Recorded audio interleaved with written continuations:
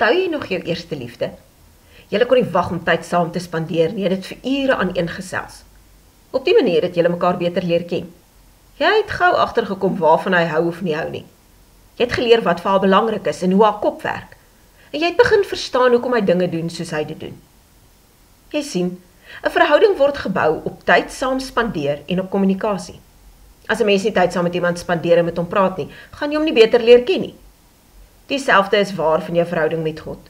Jy moet ook tyd met hom spandeer en met hom gesels en na hom luister, sodat jy hom beter kan leer ken. Die tyd wat 'n mens met God spandeer, noem ons gewoonlik stilte tyd. As jy nog nooit voorheen spesifieke tyd met God spandeer het nie, dan wonder jy dalk wat jy veronderstel is om in daardie tyd te doen. Ek's bly jy vra. Kom ons kyk na 6 maklike dinge om te doen wanneer jy stilte tyd hou. Stap 1. Die eerste ding wat jy moet doen wanneer jy stilte tyd hou, is om eenvoudig te gaan sit en stil te word. Haal 'n paar keer diep asem en herinner jouself daaraan dat jy nou tyd met God gaan spandeer. Wanneer jy seker is jy stil en rustig, is dit tyd vir die volgende stap. Stap 2. Ons het God nodig om ons te help om die Bybel en die boodskap daarvan te verstaan. Daarom is die volgende ding wat jy gaan doen om te bid. Vra die Here om met jou te praat deur sy woord. Vra hom om jou te help om te verstaan wat jy lees en wat hy daardeur vir jou wil sê. Onthou ook om hom te vra om jou te wys hoe jy dit wat jy lees en leer in jou lewe moet toepas. Stap 3. Die derde stap is om 'n gedeelte uit die Bybel te lees. Kies 'n gedeelte wat nie te lank is nie en lees dit stadig deur. Hoe stadiger jy die gedeelte lees, hoe meer tyd het jy om te dink oor wat jy lees. Jy kan selfs die hele gedeelte woord vir woord in jou notaboek of joernaal neerskryf. Op die manier lees jy nog stadiger en gaan jy dalk beter hoor wat God vir jou daardeur wil sê. Stap 4. Dis waar dat 'n mens dink oor wat jy lees terwyl jy lees, maar moenie daar ophou nie. Jou volgende stap is om na te dink oor wat jy gelees het en wat God vir jou sê. Rol dit wat jy gelees het om en om in jou gedagtes.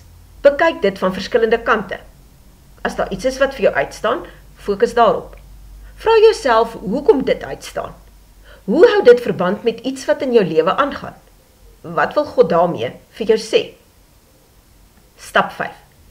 Iemand skryf dat God in sy groot liefde deur sy woord met ons praat. En dit wat hy sê moet vir ons so belangrik wees, dat ons dit neerskryf. Jou volgende stap is dan ook om neer te skryf wat God vir jou sê en uit sy woord leer. Dit wat 'n mens neerskryf, onthou jy beter as dit wat jy nie neerskryf nie. Hierdie stap gaan jou dus help om beter te onthou. Dit gee jou ook 'n rekord van wat jy al voorheen geleer het, wat jy weer later kan lees. Stap 6.